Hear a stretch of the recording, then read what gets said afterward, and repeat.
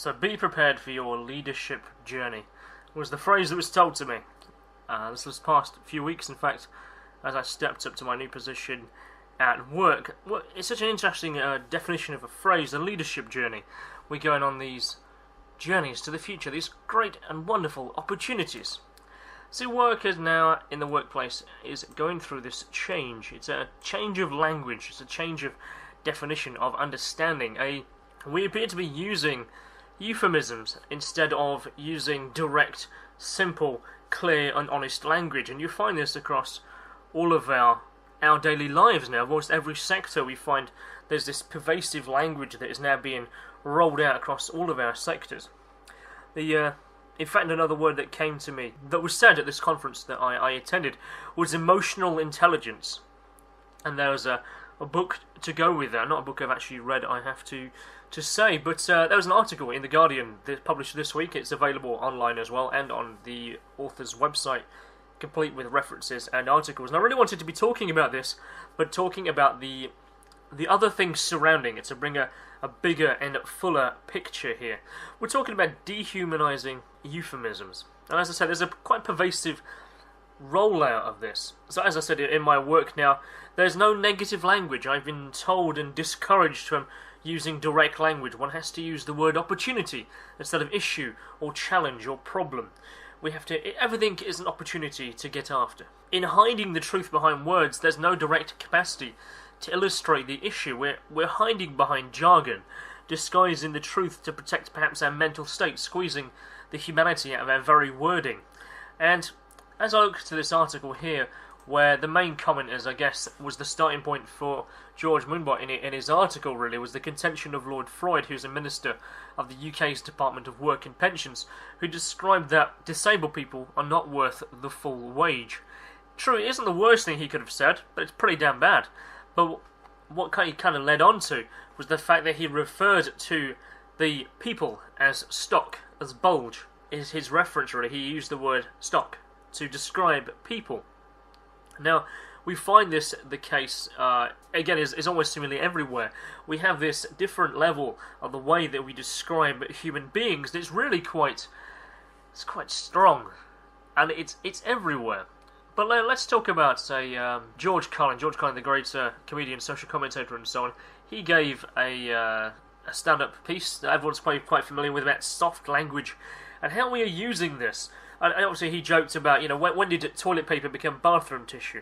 When did people who lived in slums become the economically disadvantaged who occupy substandard housing in the inner city? When in fact they're broke. They don't have a negative cash flow position. They're just broke. When they were fired, when management wanted to curtail redundancies in the Human Resources Department as they were no longer viable members. You see, this really is the language of the greedy, the smug, the well-fed people who have created a whole language to conceal their sins. And we're just bullshitting ourselves.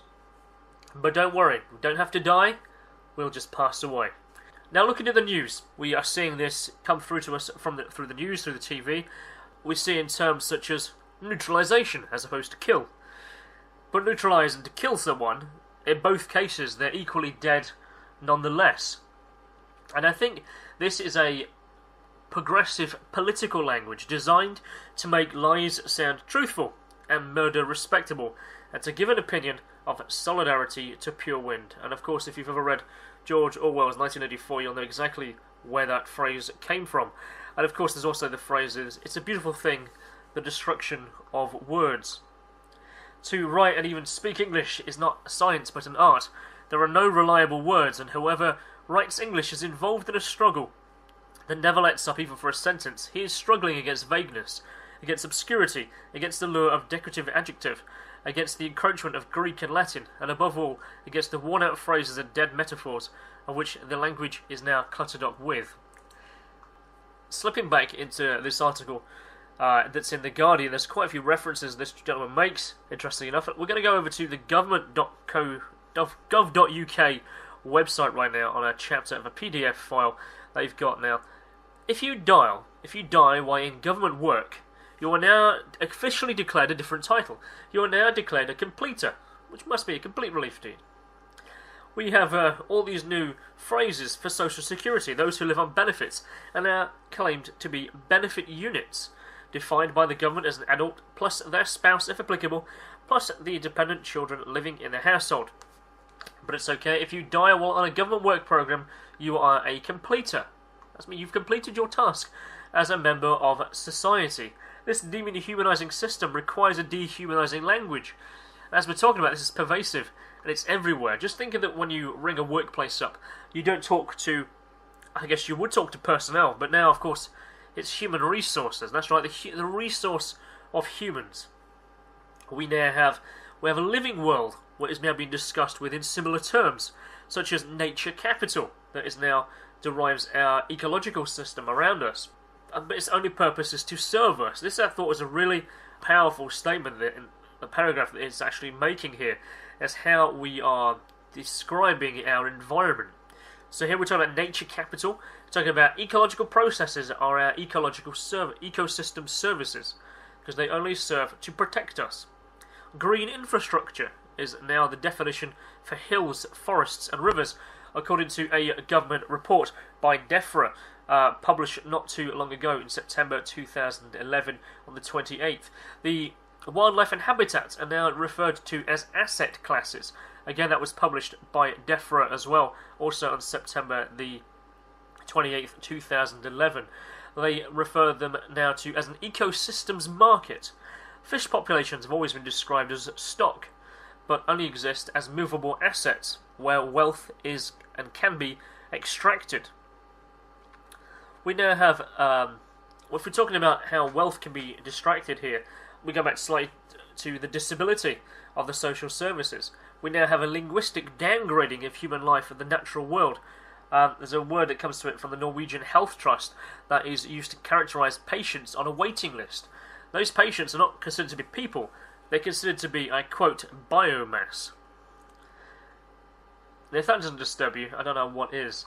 I mean, there's a few references on here also to how the CIA describes people who are killed by drones, particularly, say, over in India right now, over in Pakistan, over in Iraq and Afghanistan and those surrounding areas such as Syria. Those who die by the missiles launched from drones are often referred to as bug-splats.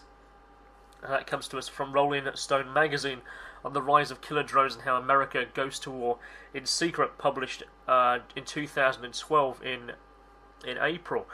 So we have this re-terminalization of people, of how we want to describe people.